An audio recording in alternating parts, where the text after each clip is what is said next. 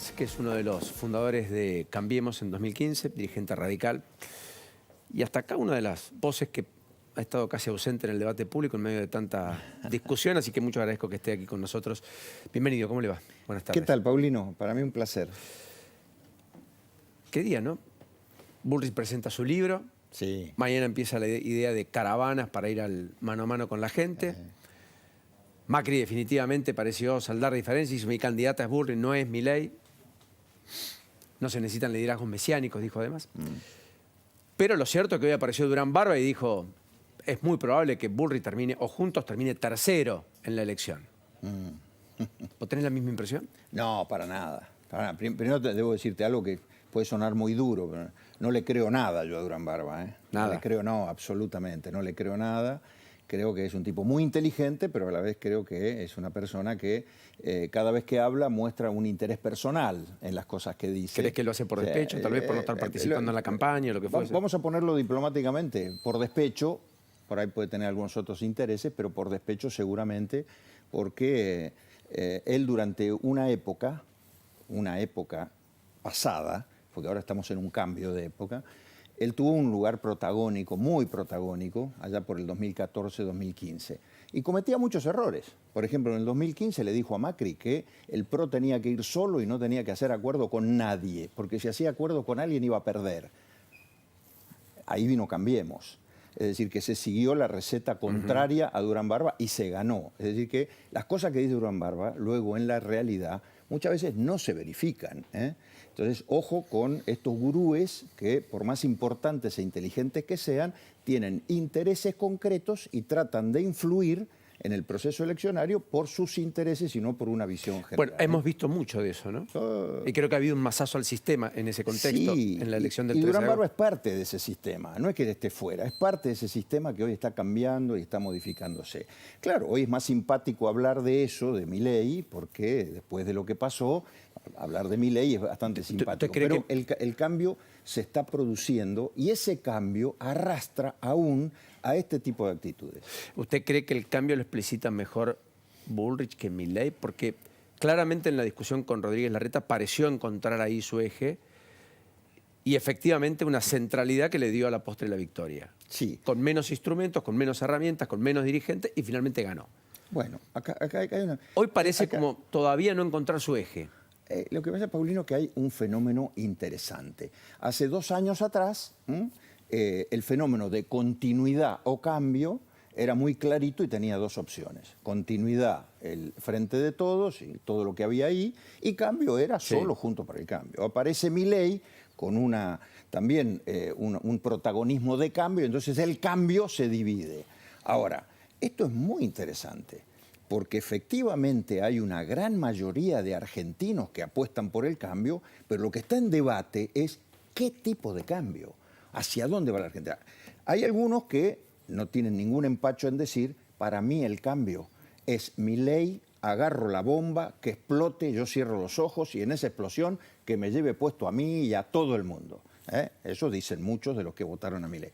Ese es un cambio que es un salto al vacío, es un cambio por la negativa, es un cambio, efectivamente, agarro la bomba y cierro los ojos. Aunque hay muchos que tengan esperanza y que digan esto hay que rediseñarlo y Milei es la persona apropiada. Yo no sé cuántos son, hay muchos más de los que yo he escuchado, no quiero ir contra el votante de Milei, pero hay muchos más de los que yo he escuchado que dicen...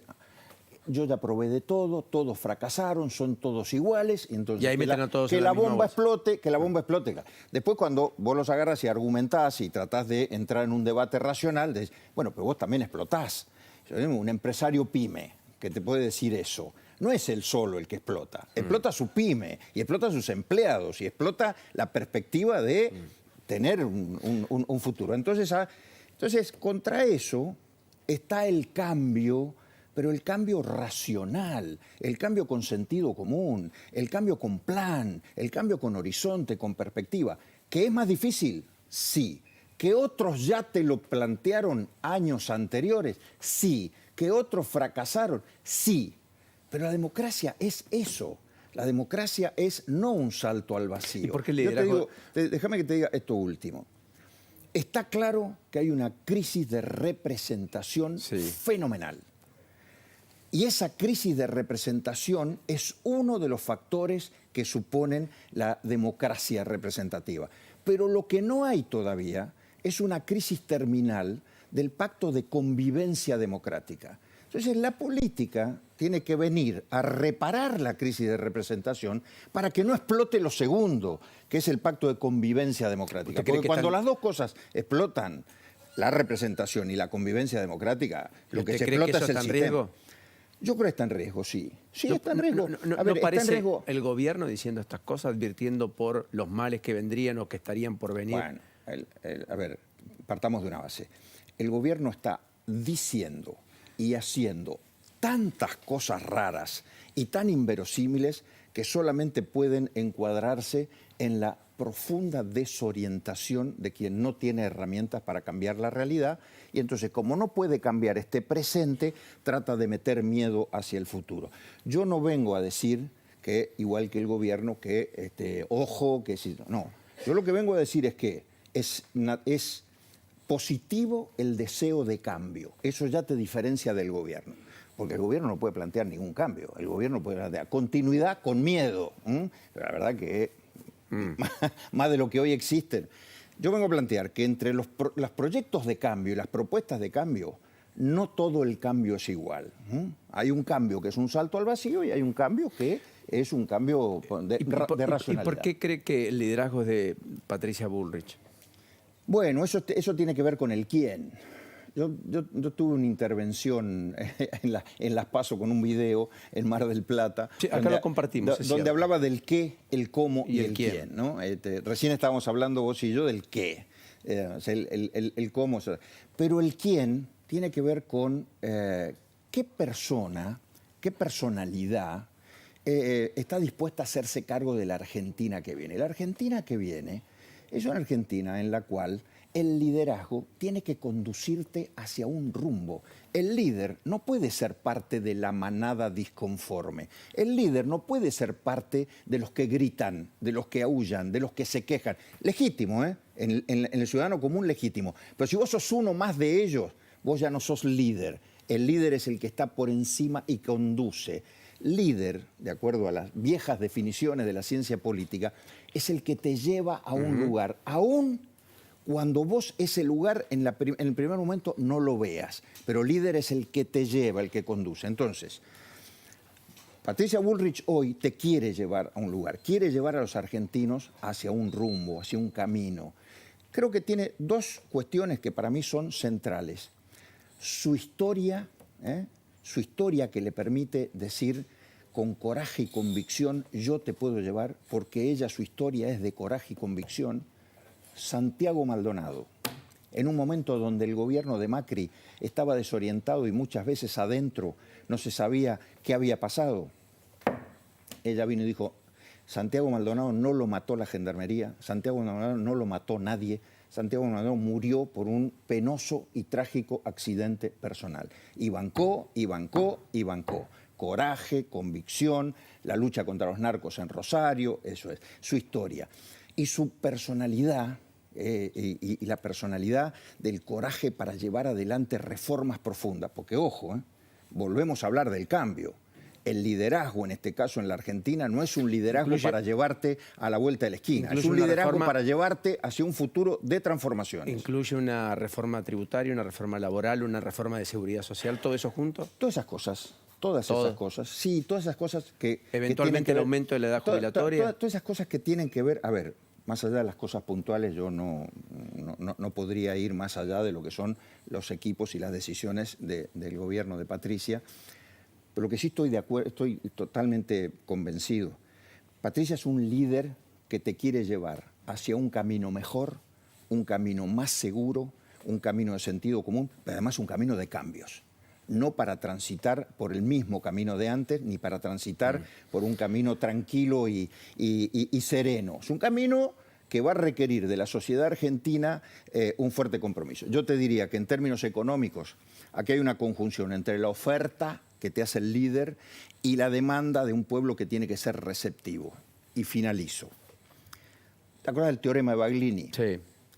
Yo creo que hoy la Argentina está viviendo un momento en donde el teorema de Baglini cambia de los candidatos, en donde siempre estuvo. Ahora el teorema de Baglini es un candidato empieza a ser más racional mientras más cerca esté del poder y al revés. Ahora el teorema de Baglini vira hacia los ciudadanos. ¿Qué significa esto? La ciudadanía tiene la posibilidad de ser cada vez más racional en la medida que nos vamos acercando al momento de la definición. Y si esa ciudadanía es racional en la cercanía de la definición, yo no tengo duda que va a elegir el liderazgo de Patricia. Defíneme Massa. Bueno, a ver... Ayer acá Macri lo tildó de cínico, por caso. Más allá de los adjetivos, creo que es la muestra más clara, evidente, personificada en un nombre y apellido de un fracaso. El fracaso de un modelo que se está cayendo a pedazos y que ahora Massa es el que viene como rompiendo las últimas piñatas, que es la plata última que hay en el gobierno, que ya no hay para nada, que son estas medidas de los otros días, la medida de ayer, la de hoy, quizá la de mañana, rompiendo piñatas que ya no engañan a nadie y que en lugar de caer caramelos de verdad son caramelos de plástico. ¿Cree que hay una hiper en puerta? Bueno, nos está conduciendo a eso, la verdad, nos está conduciendo a eso. ¿Valida el documento de Juntos que advierte que no va a votar las modificaciones en el impuesto a las ganancias por eso? Me parece un acto de profunda sensatez republicana y democrática lo del bloque de Juntos por el Cambio, que en otro momento de la vida de la Argentina podría haberse dejado llevar por los cantos de sirena de la demagogia. Yo he sido legislador, Yo sé lo que significa estar sentado ahí y que venga un gobierno y te plantee una ley que supuestamente, entre comillas, beneficia a mucha gente. Hay que decirle que no a eso, hay que votar que no a eso. El bloque Juntos por el Cambio va a votar que no por profunda convicción republicana, porque ese no significa no queremos que nos lleve ni Massa ni este gobierno al camino de la hiperinflación. ¿El proyecto de presupuesto debe discutirse después de la elección? No. El presupuesto primero está bien que lo incorporen antes del 15 de septiembre. La ley lo establece. Porque lo establece la ley, eso está claro. No podía haber ahí ningún pacto. Ahora, si el pacto entre Massa y Milei es patear la discusión hasta después de las elecciones, también es un agravio. Es un agravio al Congreso. Tener el presupuesto ahí, el Congreso sin discutirlo durante un mes solamente porque dos tipos se pusieron de acuerdo porque no es bueno para sus propios intereses. Ahora, ¿pero por qué? Ahora, Paulino. ¿Usted cree que hay un pacto ahí? Sí, claro. Massa, Milei. No, estoy hablando más allá del presupuesto. ¿Cree que hay un pacto? No lo sé. ¿Por abajo, por arriba, por el costado? Sé que se necesitan mutuamente, porque el verdadero enemigo es Juntos por el Cambio, porque ambos saben que el verdadero cambio es Juntos por el Cambio. El verdadero cambio, el cambio con sentido común, el cambio racional. Entonces los dos no les interesa. Ahora, volvamos al presupuesto. ¿Por qué no les conviene discutirlo desde el 16 de septiembre hasta el 22 de octubre? 16 de septiembre, el día después de haberlo presentado. ¿Por qué en ese mes y una semana no le conviene ni a Massa ni a Milei que se discuta? A Massa quizás porque el presupuesto es la muestra más acabada del fracaso y de que es un dibujo que ya no puede engañar a nadie. A Milei porque quizás esa discusión lo obligue a salir del grito, del aullido, del león, del vamos, vamos, vamos y voy a la motosierra y no sé cuánta otra pavada más, para tener que entrar en los números y decir, bueno, si yo soy presidente voy a hacer esto, esto y esto con esta partida. Entonces, ¿no les conviene a ninguno de los dos eso? Bueno, la ciudadanía lo tiene que ver eso. ¿Usted no vuelve a un cargo ejecutivo? No lo sé. Eso. ¿Está más abierto hoy que en 2015 cuando dijo que no?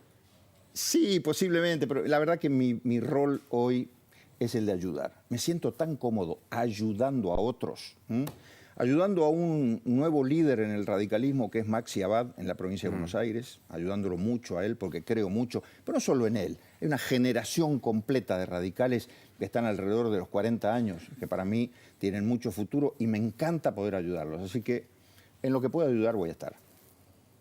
Gracias, Ernesto. No, gracias. Hasta la próxima. Muy gentil. Elio, todo.